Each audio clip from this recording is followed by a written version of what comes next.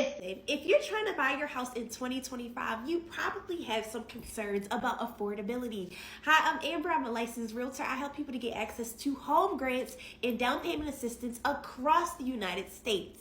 So, affordability, let's talk about it. When it comes to affordability, you probably have these two fears. Number one, how are you going to be able to afford your down payment and closing costs? That big lump sum of cash that you have to pay at the closing table. Listen, that is a real fear, and I'm going to show you how to do that.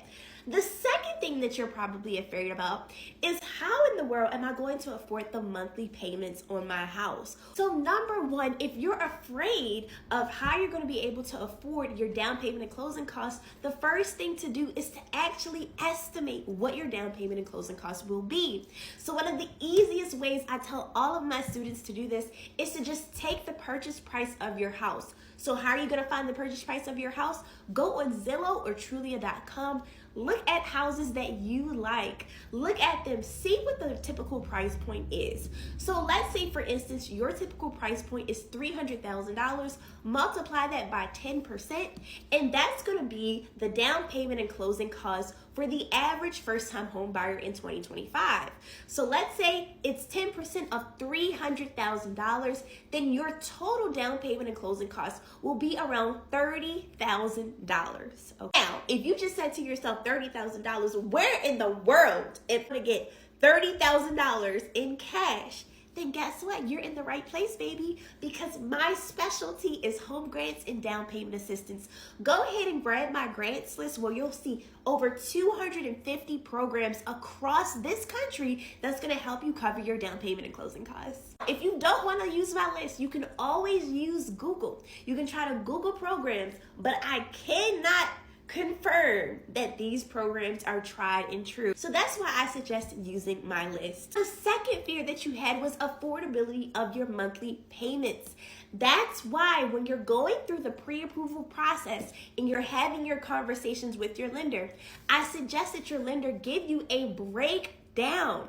They should give you at least 3 breakdowns of your monthly payment, your cash to close, which I call the CTC, okay, as well as your interest rate, okay? So they should give you at least 3 different options.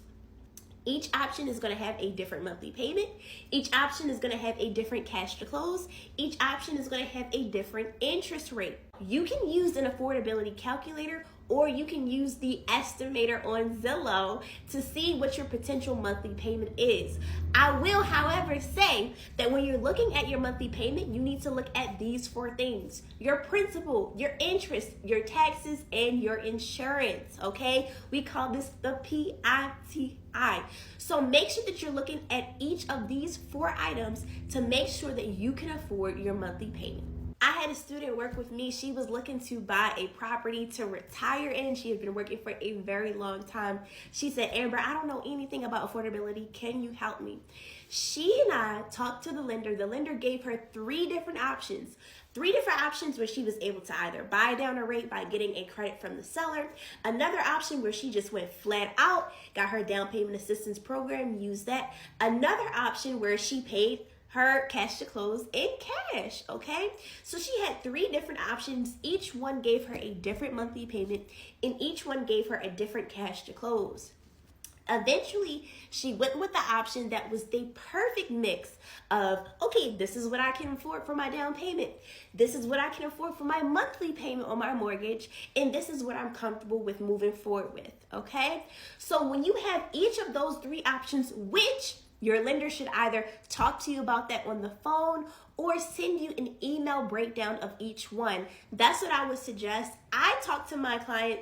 I talked to the lender for my client. I was able to send her an email breakdown of each one of those options so that she understood what she was walking into as she was going into that process. This is why I say it pays to have a consultant like me working for you on your behalf.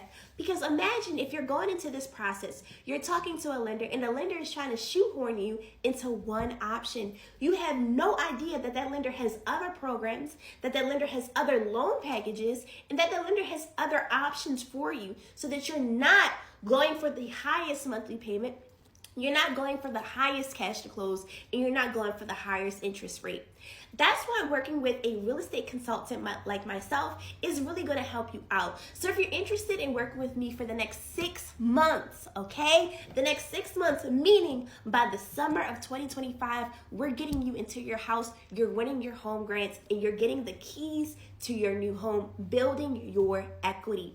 If that's something that you're interested in, go ahead and click the link, okay? Either sign up for a discovery call with me or come join me at my next masterclass boot camp where I'm going to be walking you through the entire process.